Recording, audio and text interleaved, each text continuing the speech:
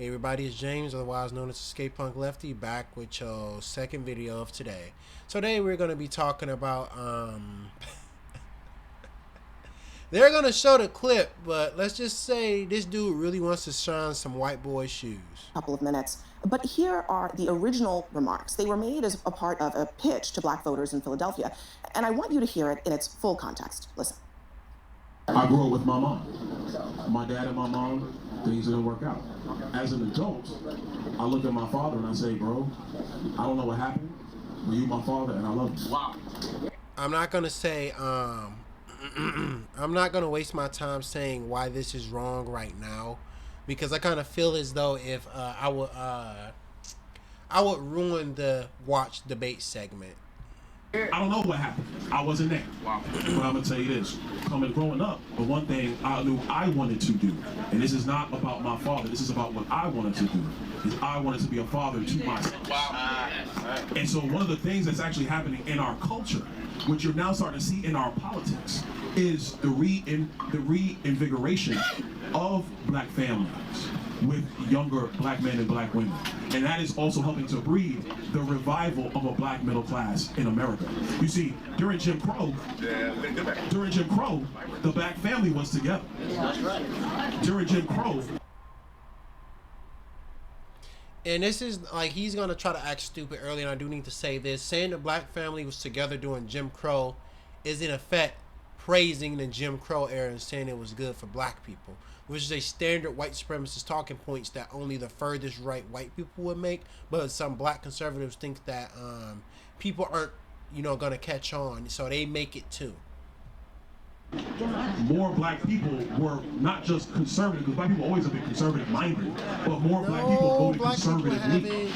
And then HEW, Lyndon Johnson, and then you go down that road, and now we are where we are. What's happened in America the last 10 years, and I say it because it's my contemporaries as Wesley's contemporaries, you're starting to see more black people be married in homes, raising kids. It's when you home with your wife raising your kids, and then you look at the world, you're saying, now wait a minute, time out. This does not look right. How can I get something to my kids? It goes back to the conversation of generational wealth. Not just having a job, generational wealth. Then we end with the fake economic populism. Okay. Now, we should note that many Democrats who jumped on Donald's today claimed that he said that blacks were, quote, better off. As you heard there, he didn't use those exact words in the clip. But it's implied language when you're talking about something like that. When you say things like the black family was better during Jim Crow, the black family was together during Jim Crow. What if I said that some shit like this? I was like, okay, black people stayed with their own more during Jim Crow.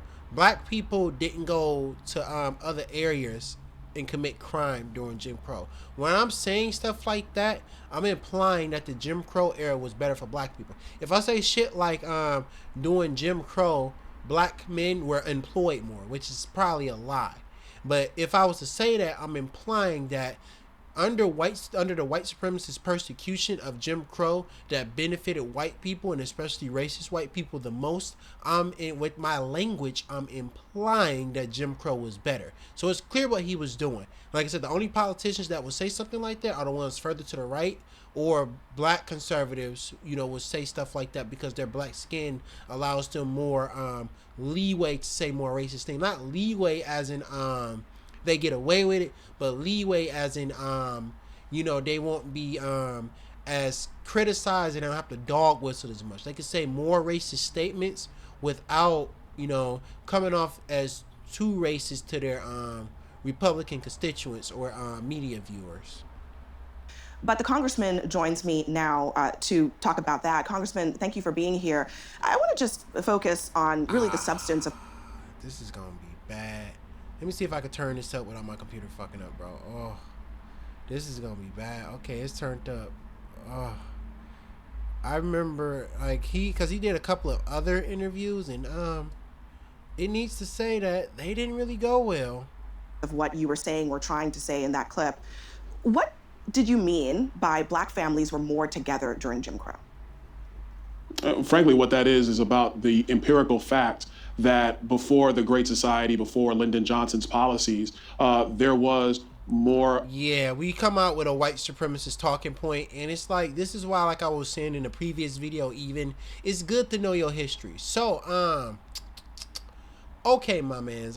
First of freaking all, the reason why black families got so much more divided and why black people were making less money, because a lot of other things institutionally and socially popped up to replace the Jim Crow laws. So instead of, and then not to mention the fact a lot of the damage done by previous racist policies like discrimination in education, discrimination in the business and employment, bank loans and stuff like that. That damage was already done.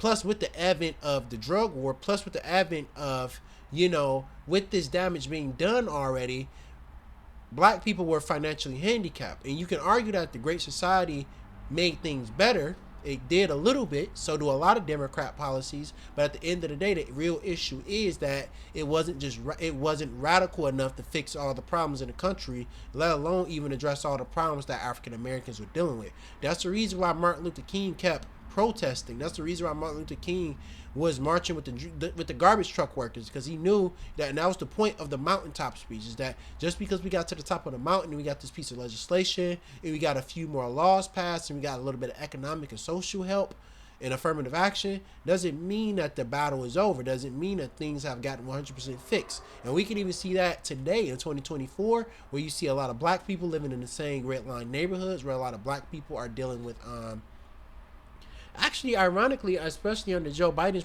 presidency, black people, black employment rate went up. But you can still argue that it's harder for black people to find jobs. It's harder for black people to find socioeconomic stability. So yeah, there's a lot of dumb things that he said. Plus, you cannot forget the drug war. The drug war started by Richard Nixon in order to break up the anti-war left and disrupt the black and other minority community. I'm sure like the Hispanics and Asians and whatever that were around back in the day too, was literally implemented to take black fathers out of the homes and to persecute black people by over policing us and keeping us in a criminal justice system. So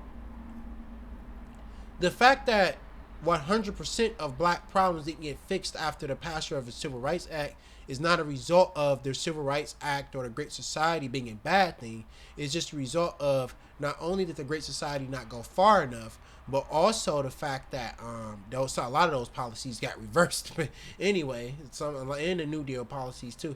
But it's also the fact that a lot of black people had to deal with the drug war. And when whether it's like, because I only hear this shit from Nazis or far right fascists when it comes to white people, and I hear this from a lot of black conservatives. They're being like extremely ahistorical and very numb-minded to the issues that black people have to deal with. Black families united. The marriage rate in Black America was significantly higher before the Great Society.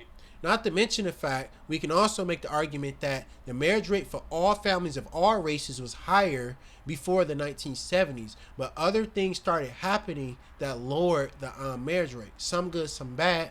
You could argue that the leaving and the destruction of union labor, and the fact that combined with the fact that women were now invited in the workforce, made it so that there were less marriages. And I think mostly it was because the further neoliberalization of the economy made it so made it so it's much harder to have a traditional family, with a few exceptions. The period of time that coincides with that, obviously, is Jim Crow era. And then after the Great Society, the marriage rate in the black community plummeted significantly. The Great Society is a part of that reason, not completely, but it's definitely a part of that. And what you're seeing right now in America is a reformation of black. See, and it's the fact of, I don't even know what was in the Great Society Act, but I can guarantee you that, because these people are, I guess they might be talking about like welfare, Medicare, Social Security and stuff like that, if that's what he's referring to. I believe, let me look this up real quick. What was in the Great Society Act? Because I really want to know, because he keeps repeating it over and over, and I know he's lying, but I want to know why and how he lying. What was in the Great Society? Oh.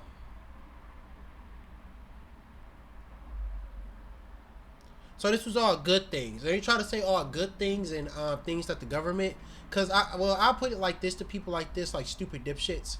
It's the government's job not to only protect property and not to only persecute minorities that you dislike. It's also the government's job to take care of its citizens, like it or not. Black families in America, that's Government a must good do thing, for not only people for the what they black can't community do and for for black families, themselves. but it's also a good thing for the country. So, what was the point of tying together the black family and Jim Crow specifically? I mean, Jim Crow, as you know, was a period of racial segregation, of racial terror. Why would you make that connection? All I was doing was referring to the time periods when you talk about the historical timelines in America. And you're saying that they were good. That was you saying that at the beginning.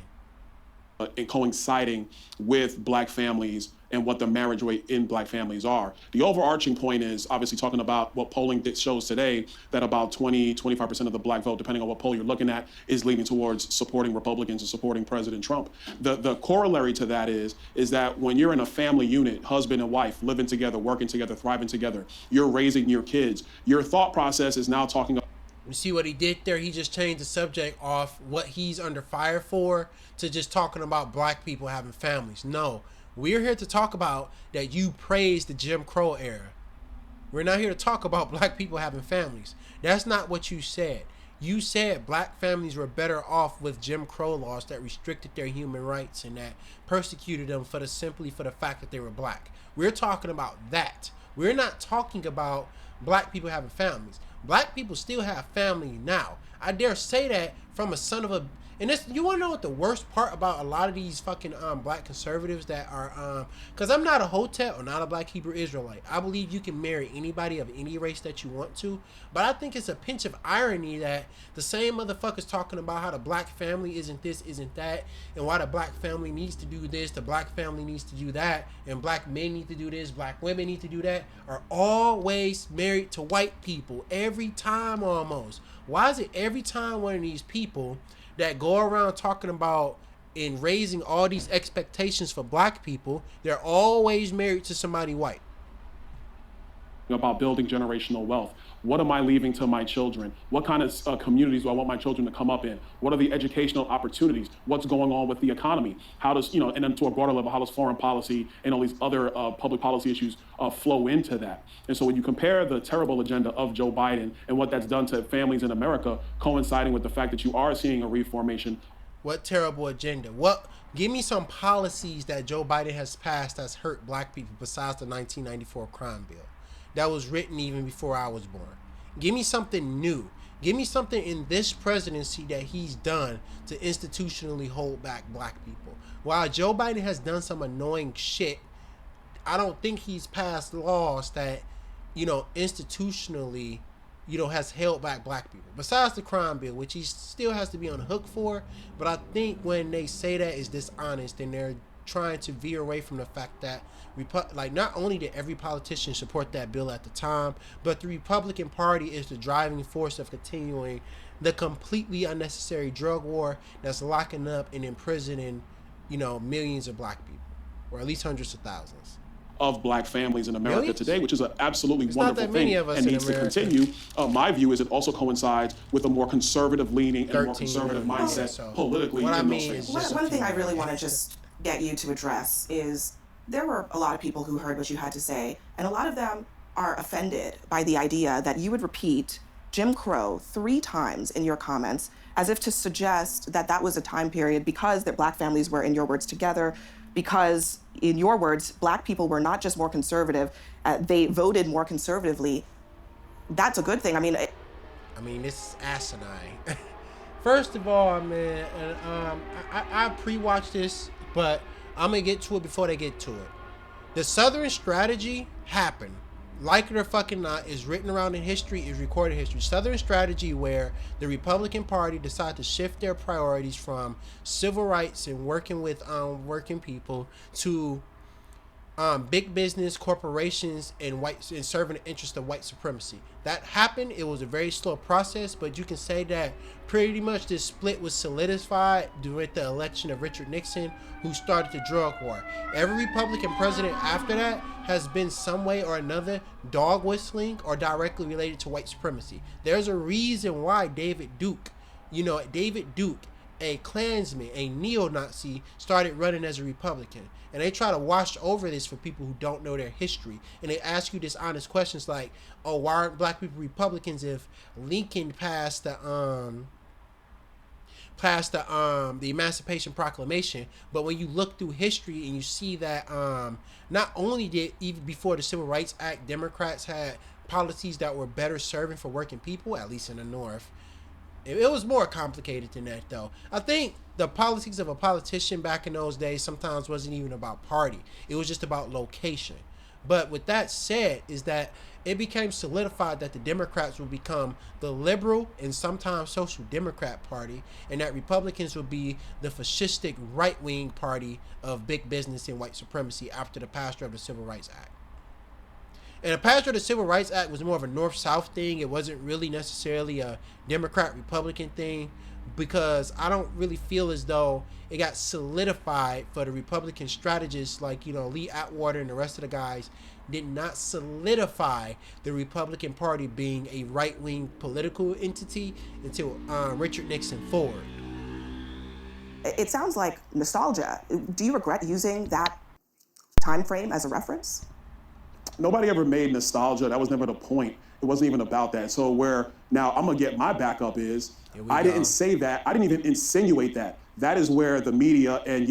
I mean, why else would you bring up Jim Crow? Jim Crow should never be brought up unless you're criticizing it. If you're praising, comparing, or, how I want to say reveling the Jim Crow era in any way, you should be doing one of two things. If you're not talking about history, you should be condemning it. If you bring up the Jim Crow era and you're not condemning it or just talking about history, you're praising an era of, racial apartheid against African Americans and other minorities in the South. There's something the fuck wrong with you, and you deserve to get called out for it. Like, this whole interview, and especially as we go forward in it, he acts like really persecuted and offended when it was your dumbass who went up there and said that, and none of your white colleagues are backing you up. You flew too close to the sun, and now you've been making a circuit on the media, making a damn fool out of yourself. That's your fault. Yes, Hakeem Jeffries and a lot of other people are taking what exactly didn't you insinuate? No. I'm just trying to understand what you're saying. What didn't you insinuate? The premise of your question, I did not insinuate. That is what people are trying to weave into what I said. What I said is crystal clear. It's on my social media. Go to @ByronDonald. We watched the clip before we started the interview. You were reviling the Jim Crow era, saying that black families were together. Being together is a good thing. So you were praising the Jim Crow era as having a positive effect on black people. That's what you were saying. I don't understand, like, the stupid fucking obtuseness. Like, he's getting called out for something he said, and now he wants to act stupid, like he doesn't understand why people are on his ass about the thing that he said. Mostly black liberal political commentators and black liberals and black leftists, which are a lot smaller, are on his ass for the shit that he said. You shouldn't have said that. You flew too close to the sun. On X, you can see the full clip. Abby, I appreciate you playing the full clip. X. What you are dealing with right now is a political environment where now anything I might say or any major surrogate might say is going to be twisted into the lens of race. That was never the point, not the idea I just wanna, whatsoever. I'm just imagine saying black people and blacks all this and that and shit like that, and then imagine bringing up Jim Crow and saying that you wasn't talking about race. You got to be fucking with me, bro. Why else would anybody bring up the Jim Crow laws for discussion if you're not bringing up race? By my questioning of you, Sure. I mean, I understand that this idea that you said it was better. You didn't use the word better, but when you talk about But we're not 5 fucking years old, bro. 'Cause, like, she was nice to him because she's trying to be more of an intermediate media personality and just let him make a fool out of himself. I see her interview style. I praise it. Good work, sister. But it's like this, bro. You said, I don't know, bro. You said that dumb shit. And it's like, don't get mad at everybody else for condemning you for the shit you said. About that time period, you're suggesting that because the black family was together, they were better off than they are now. See, this is the problem, Abby. So are you saying that that's not the Abby, case? That the black family was not better off I did when not they say were, that, in your Abby. words, together? Abby, let me put it in the like Jim this. Crow era. Trump VP contender suggests Jim Crow era had an upside. Ah, shit, they got you, boy. Oof. I wouldn't want that under me. Let's agree on something. I am, obviously one of the better communicators in the Republican Party. I know how to put words together. I do it very, very often. So I'm not going to say something that I mean, to be honest with you, that bar isn't very high because nobody ever understands what the fuck y'all are talking about because y'all speaking euphemisms, conspiracy theories, and false populism so much that the average American and especially only people that know what y'all talking about are either, not y'all own based on know what y'all are saying. Only people that know what you're saying is liberals and leftists. We are the only people that know what the fuck y'all be talking about. I do not agree with. What America is seeing right now, especially Black America, is the gaslighting that unfortunately does happen in politics, where you take my comments and you want to weave your own political viewpoint. Well, what is this shit? Like, Black America is seeing, like, Black America is not going to side with you. Like, dude, I can literally walk outside and walk down the street, play the clip of what you said to somebody through some headphones or through a speaker, and nobody agrees with the shit that you said, and everybody would condemn you for, like, even like moving your shoulders to say anything positive about Jim Crow South. Like, you're not being persecuted because you said something like unfiltered, like you're fucking Stokely Carmichael or Malcolm X. You said you like clearly there you endorsed a system of white supremacy against your own people. So what I said, I said is very clear. I asked you to explain because I wanted to. What I want to undo is understand what you're saying here. Because if you're making a comparison, you're saying the Black family was together then, they're not together now, and you're using that to try to say that things are bad. So is being together good or being together not together bad? Like, which is it? You should, because like I said, this comment is indefensible. You shouldn't have said it because you up here want to fucking go shine Trump's shoes every motherfucking day as his vice president, and you like I said, you flew too close to the sun. You said something really stupid that most so-called Black conservative politicians or political commentators aren't dumb enough to say. The only person I know is dumb enough to say the shit that you said is like Jesse Lee Peterson and maybe Candace Owens if you catch her on the wrong day. Bad now. Well, first of all, let me just to set the table here. By pretty much every available measure, Black families, Black individuals in this country are better off today than they were during Jim Crow. Would you agree with that? Abby, of course I would. I'm not making that point, and this is the problem. Because it's an indefensible point. Because at the end of the day, Black families, the families that do exist, are better now than they were during Jim Crow. But you can even get to the fact, like I said before, is that there are less families of all races today thanks to various socioeconomic factors. So trying to say that a system of racial apartheid made us more familiar is ridiculous. What the Democrats, what Hakeem Jeffries did on the House floor, what Jamie Harrison, what the president of the NAACP, what the Biden campaign, because they're the ones who started this, was... You got the NAACP on your ass? Oh, God. Oof.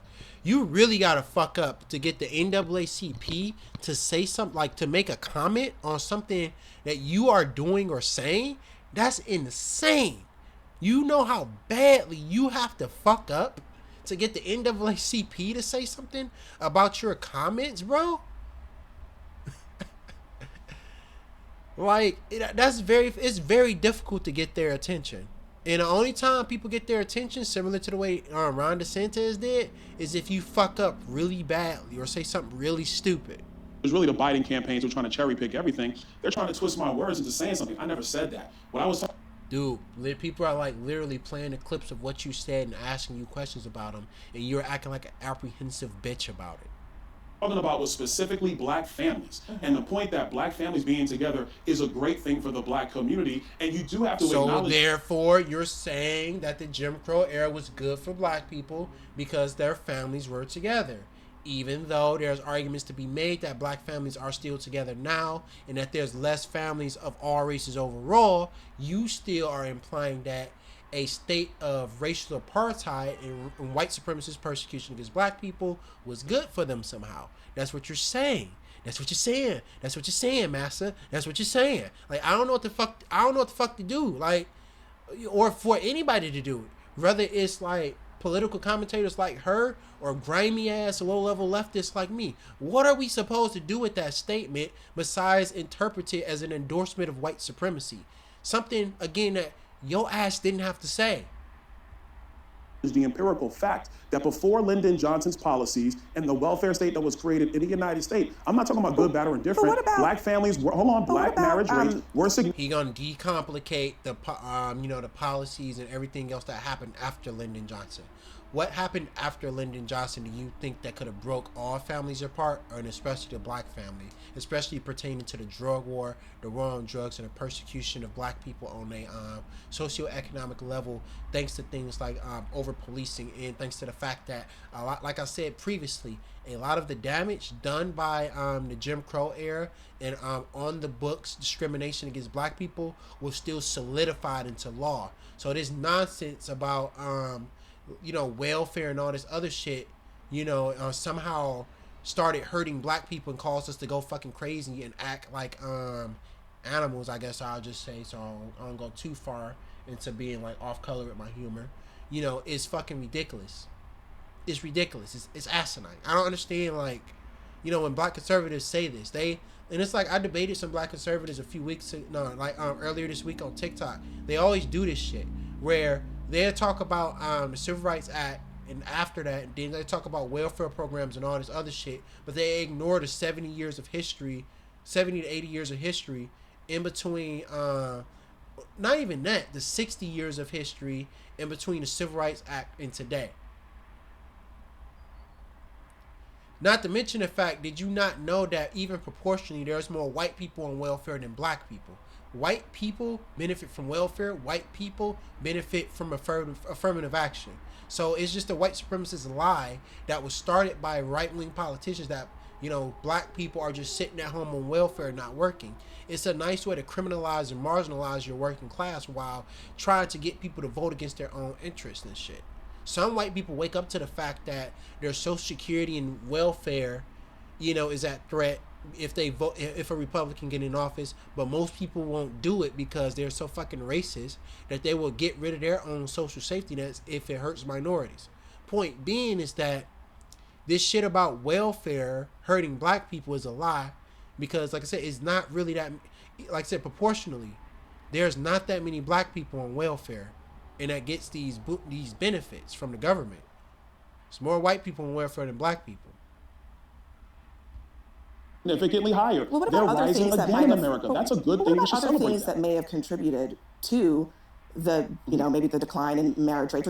Like, I don't know, the drug war. I don't know, the deunionization of the workplace. I don't know, stagnant wages. I don't know, the hyper-persecutory criminal justice system on black people. I don't know, the criminalization of drug users and treating them like criminals and not getting them to get back in society. I don't know, the lack of health care in the black community. I don't know, ignoring the AIDS crisis, which affected the black and gay community, which led to a lot of black people unnecessarily dying and leading black people to death. So there's a lot of things apparently that I don't know, black people diets and eating habits still being marred by slavery, so we still eat higher fat food, or I don't know, maybe we also have health problems because capitalism does not breed innovation and we got a bunch of shitty fast food and food deserts in the black community. I don't know, maybe it's a lot of things out there that could affect the black family, but let's see what he got to say. By the way, is not unique to black families. That's happening actually across racial groups. But what about other things? I mean, what about redlining? Do you think that had an effect on the black family? What about mass incarceration? What about the war on drugs, which was pushed by a Republican president whose advisor said it was specifically to target black people? What about all of those things? Look, if you want to talk about redlining and a lot of the other policies that were put forward, quite frankly, by the Democrat Party, if you're going to go back to Jim Crow, these people are so fucking smooth-brained and stupid, bro. First of all, if you want to go back to it and say it like that, look, I'm going to make it really easy for black Republicans. Before the passage of the Civil Rights Act, the Republican Party was also always leaning right, and the Democrat Party, even starting with FDR, was starting to lean left. The Democrats, at one point, during the slave days and during the era after that in Jim Crow, the Dixiecrats were conservative. Being a white supremacist, being pro segregation, being pro, or anti gender equality, being a homophobe, being anti worker and a union buster. These are conservative beliefs. And the party name does not determine what beliefs a party would have. And back in the day, the Republicans might have been more pro worker, more pro civil rights, more pro women's rights, more, more, they were the liberal party. But after the passed the Civil Rights Act, shortly after the election of Richard Nixon, with the start of the Southern Strategy, they switched platforms. So the Republicans became the conservative or fascist party, and the Democrats became a collection of neoliberals, liberals, and social democrats. That's what happened. So it's like they act so fucking smooth brain when you ask them about history, and they just go right back to talking about Democrats did this like nothing ever happened. There's a reason why every time an election comes up and there's a see, look at an election, bro, where there's a neo-Nazi running. Let me look up that election and find that name. Neo-Nazi runs as GOP. Oh, whoops! I almost didn't type it out all the way.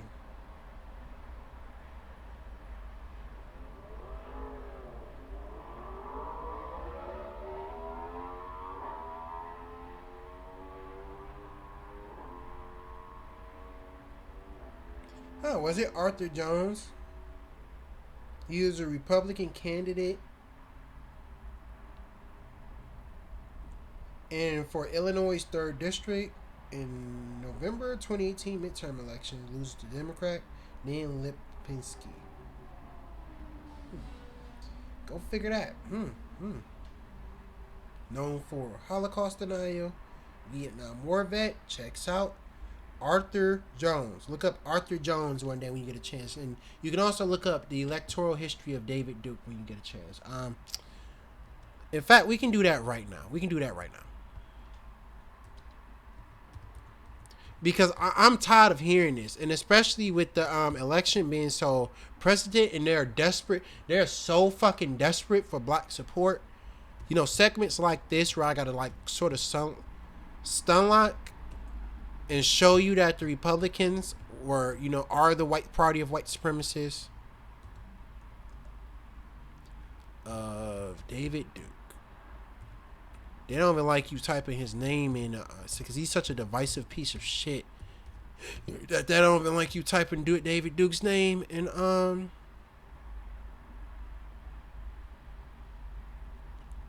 nigga middle name Ernest.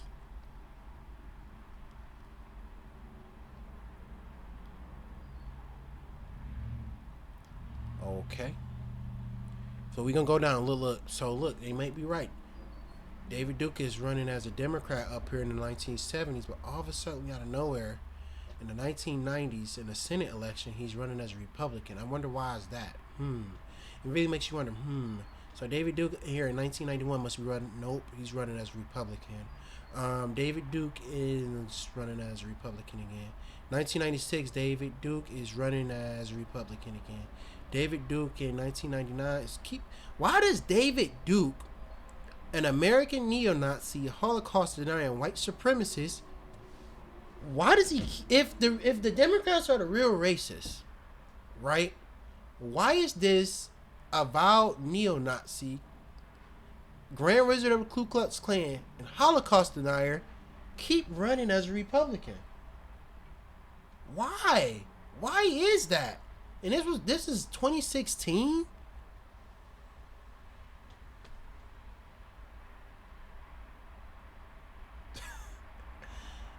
But it just doesn't. I just want a black conservative to explain this to me. Is this like Deep State Wiki or something?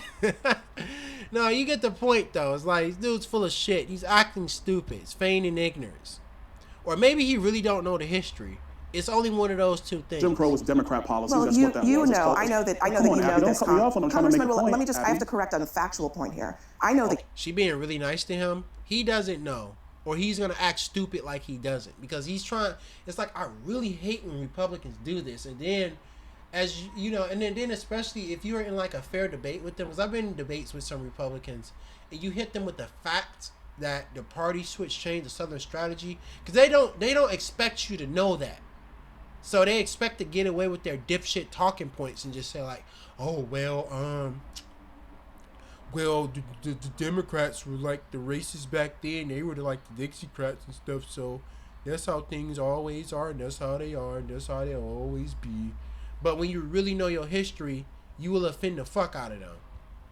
I know that you know that the Democratic Party and the Republican Party of today are ideologically not what they were during Jim Crow. You know that, Congressman. So to suggest that, you know, the Democrats of 1920 are the same ideologically as the Democrats of today is inaccurate. So just, you can continue, but that's not totally true, Abby. And I think if we want to have that conversation about the policy positions of the Republicans.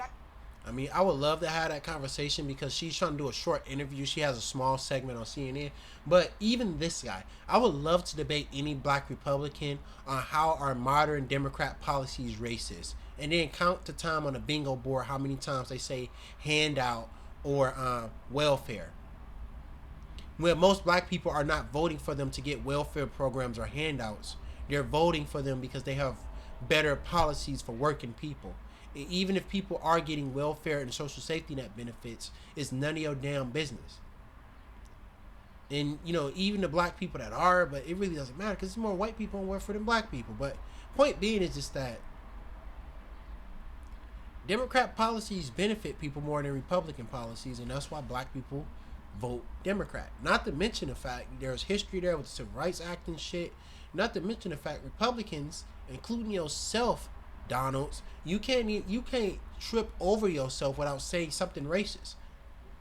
Like, y'all can't fucking help yourselves. Y'all always talking about how there's inner city thugs and criminals. You're talking about how all the voter fraud came from Baltimore, New York, Chicago, and Detroit. Y'all motherfuckers are constantly saying racist shit about black people. Or y'all defending cops after they kill black people or they beat black people and stuff like that. It's either y'all or your political commentators defending police brutality and murder. So, or y'all would even go as low as defending the motherfuckers that did that shit to Ahmaud Arbery.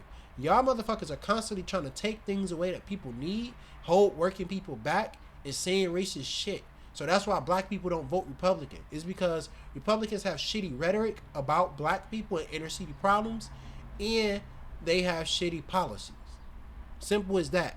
I don't understand this obtuseness where he's trying to act like super fucking offended that, you know, he got called out for the Southern strategy. And don't do this shit to me either, like the bigotry of low expectations bullshit. Because y'all people like you aren't really concerned about if black people can or can't succeed. It's a backhanded way to dismiss the needs of black people by saying that we are just so smart, we don't need welfare. When you really don't mean it. But in every other context, talking about black people, you will say there's something wrong with this. But okay. Democrats, we can have that conversation, but one of the other things, do you want to have a conversation? Well, one of the other things, I'm trying to understand how you since you brought it go. up, because since you brought it up on the conservative thing. So fucking offended. The other thing that you said was black people voted more conservatively. Were you talking about them voting for Republicans? In part, yeah, because that's just an empirical fact. That's what we know. Republicans were liberals before Richard Nixon. A large amount of Republicans used to be liberals or social democrats at times. I'm sure mostly liberals, but this never happened. Black people never voted for conservatives. Conservatism is pro-white supremacy. Conservatism is anti-worker, is anti-woman. So black people never voted conservative because conservatism does not benefit the black community in any way.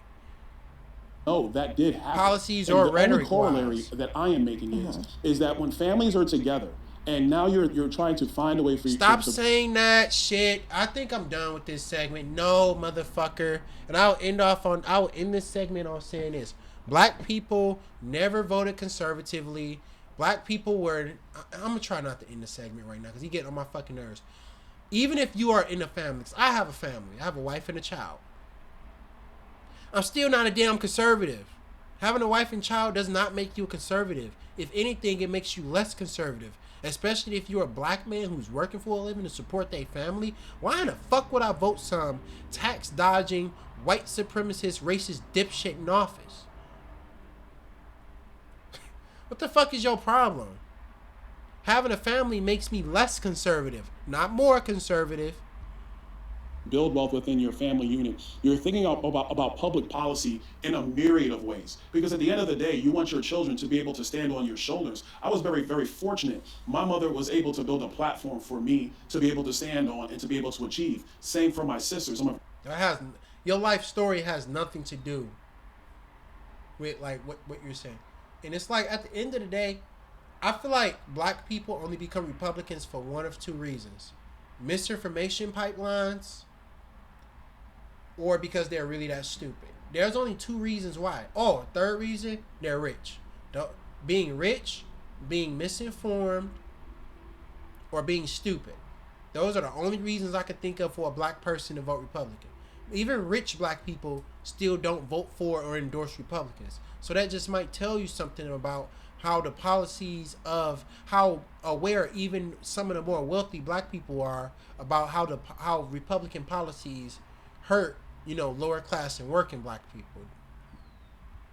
Very blessed individual because of that. My only point is that when you have a family unit, husband and wife living together, striving together, grinding together, raising children together, you start thinking about public policy in a myriad of ways. And my belief is that dynamic allows people to start thinking about public policy in a much more conservative way as opposed to a much more progressive way. That's my point. That might be, I think you're a Republican, so you're entitled to that opinion. But I think what people are taking issue with is you made a couple of statements of fact. And one of the things I was asking you about whether you were talking about black people voting for Republicans, in the time period that you're talking about, the LBJ time period, they started voting for Democrats. And the reason is because of civil rights, because a Democratic president was passing bills that gave them rights. The Voting Rights Act, the Civil Rights Act of 1965, the Housing Fairness Act. So do you acknowledge that? Whoa, Abby Phillip, be careful. He's going to say you're saying black people are stupid and can't be free thinkers because you're quoting actual political policy. You can't do that. You gonna seriously offend him. When Democrats, slow down. Black voters vote for Democrats, it's actually because there's a history there. There's a reason that they voted for Democrats in that time period, not because they were just getting welfare money. Abby, let me be clear. I don't deny that. I think it's also important for the record to be clear that you had the vast majority of Democrats in the Senate were filibustering the 64 Civil Rights Act led by Robert Byrd, who, by the way, was a mentor to Joe Biden when he went into the United States Senate. So if we're going to talk about the history, let's talk about it clearly and completely. Republicans have been the ones who were pushing not just the 64 Civil Rights Act, but the other 4 Civil Rights Acts that occurred before 1964. That's the history of the country. I'm not denying that. There were Southern Democrats who opposed. Can I finish my point? All I'm asking is to finish my point. On the facts here, there were Southern Democrats who opposed the civil rights bills, but yes, because they were conservative. The Dixiecrats were conservative. If you look at even their other political policies outside of the whole racism thing, you would see that the Dixiecrats ubiquitously were conservative politicians. I don't understand why is this so hard for him to just like get in his head. I don't understand why is it so hard.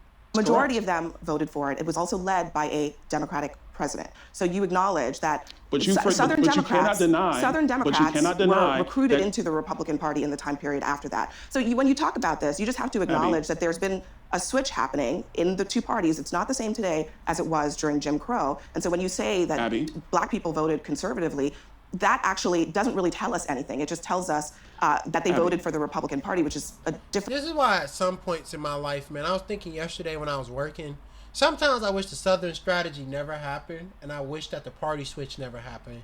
Because now, bro, we gotta constantly deal with, okay, this is a fact that happened, right? But this fact is hidden in history books and in lots of reading. Or documentary videos about how it happened and when it happened. which most people ain't gonna go look up. So it's very easy to lie and say that the parties never changed and Lincoln did the Emancipation Proclamation. And then you can lie further and say that, look, notice how welfare programs hate black people. It's because Democrats still hate black people. They knew handouts would hurt black people. It's easy to just lie like that and just say whatever the fuck that you want. And that really irks my fucking nerves, bro. Because if it wasn't for the Southern strategy happening, if it wasn't for the party switch, we would not have to deal with this segment of the propaganda war on trying to... And it's like, this dude's a fucking idiot. You cannot drag people to, you know, to see history for what it is and how it happened, because they would just keep tap dancing around it. When, like, the Southern strategy happened, it's still happening technically. People are still dog whistling. People are still over criminalizing black people. People are still blaming black people for their problems. People are anti-civil rights. People are anti-discussion about black issues and the things that we personally deal with. And that goes with other things like homophobia, sexism, and things like union busting. Those are all right-wing policies and thought processes that the Republican Party agrees with. And these things became unanimous with the Republican Party throughout history, but they have so much false rhetoric and ignorance about how the world really works. It's almost impossible to talk about political processes or what's going on in the world, you know, or in political policy, when they can just lie like this and say, no, the Republicans love black people. Look at me, I'm a black Republican. They don't call me the N-word unless I step on one of their shoes, but, like, you know, other than that, I'm fine. Different thing than it is for today. Are we also going to acknowledge that how the 64 Civil Rights Act actually got through the U.S. Senate was because of also the leadership of Senator Everett Dirksen, who was the minority Republican leader in the United States? It was a North-South thing. He must have been a Northerner. It wasn't really, again, a Democrat-Republican bill. Civil Rights Act was a North-South bill. You would notice people in the South kind of, a lot of them voted against it. And most people in the North voted for it. And that's regardless of party. It wasn't about party. It was about location. And it really sucks, again, that the Southern strategy happened. And it even sucks that vote happened like that, because he gets to lie like this. This is a bold fucking face lie. But if you don't have time to catch him and call him out, or if you don't know the history on hand, like the way I just did, you know, they'll get you. And you will be busy trying to talk around it, or you'll try to keep them on topic.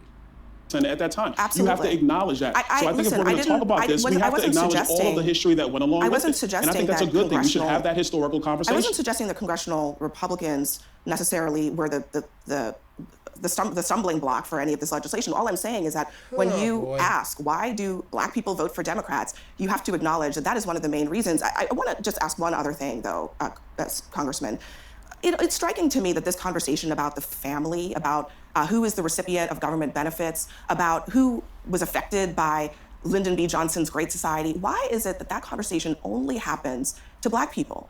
When white people are on welfare, when white people are recipients of these programs too, when white people have broken families as well, why is this a message that is always directed at black Americans? I didn't say that at all. I think that's what you're insinuating. But let me. I mean, that's what you did. You were trying to recruit black voters for President Trump. Am I allowed to answer the question? Let me step into that. Okay, a couple of things. Yes, Lyndon Johnson's Great Society, if you look at the empirical data, was destructive in part, and I said even in my comments yesterday in Philadelphia, in part to black families throughout the United States of America. You're wrong. This is the welfare rhetoric again. It's like, I don't understand how many times can she say it directly to him. But other things happened after the Civil Rights Act that affected people's abilities to maintain families or create families. It's not just because welfare programs made black people lazy and made us not want to do nothing. There's other policies and institutional barriers and shit like that popped up to hold black people back. I'm not seeing like how that's hard to understand. You also had some of the very damaging policies around the criminal justice system. The 94 crime bill, which was authored by He Joe Biden. fast forwarded a good like 50 fucking years, bro. If it wasn't for the drug war, there would have never been the 1994 crime bill. That's so fucking dishonest, bro. Like the criminalization of marijuana, the fact that you can do more jail time for crack cocaine than you can for having pure cocaine. The fact that black communities are over policed and criminalized, the divestment in education and healthcare in black communities and institutions like community centers. There's a reason for that. It's not because of welfare. And the crime bill didn't help. But at the end of the day, it's not like the persecution of black people in the criminal justice system didn't start in 1994. Brought by Joe Biden. Yes, you had the war on drugs that was also very damaging to black communities. All those things have. Who started it? See, notice, bro, this selective populist bullshit where you can blame Joe Biden directly for the crime bill, but you cannot blame Richard Nixon directly for the drug war. Contributed to that. And where we are today in America is trying to have the economic policies and the public policies so that all people can thrive. And if you're actually going to compare economic policies and public policies between the 45th president and the 46th president, it's without question they were better under the 45th. Well, look, I mean, so if you're going to examine today, hold on, but Abby, if you're going to examine today in America and again, where we're going as Americans, then you have to have the right set of economic policies and the right set of public policies. I mean, Abby, you've been interrupting me the entire interview. I'm just trying to have a conversation. I'm going to interrupt you on the facts, Congressman. The black unemployment rate was the lowest in American history under Joe Biden just last year. The poverty rate for black people is the lowest under Joe Biden. So you cannot say empirically for black people that from a financial level, things were better under Trump. There are other ways that you can make this case, but you cannot say that. Oh, actually, let me respond to that. Because the economic reality is that even though unemployment might be lower, wages adjusted for inflation, which is the true measure of getting ahead in America, that has been bad under Joe Biden. It was significantly better under Donald Trump because we did not have massive inflation and people were making more money, which means you're taking more money home, which means you can begin to prepare for your family, which means you can start to prepare and begin thinking about ideas of getting assets, accumulating assets, and generating wealth. Joe Biden's economy, Bidenomics, like he likes to call it, I know they don't like using the word anymore. You're fast forwarding like 7 years. I don't want to listen to this anymore. I'm done. Well, that was fun watching him go dance around for the white man to try to shine some white man shoes. I mean, at the end of the day, I guess what we can get out of this is number one, as always, know your history, and number two, don't be a sellout.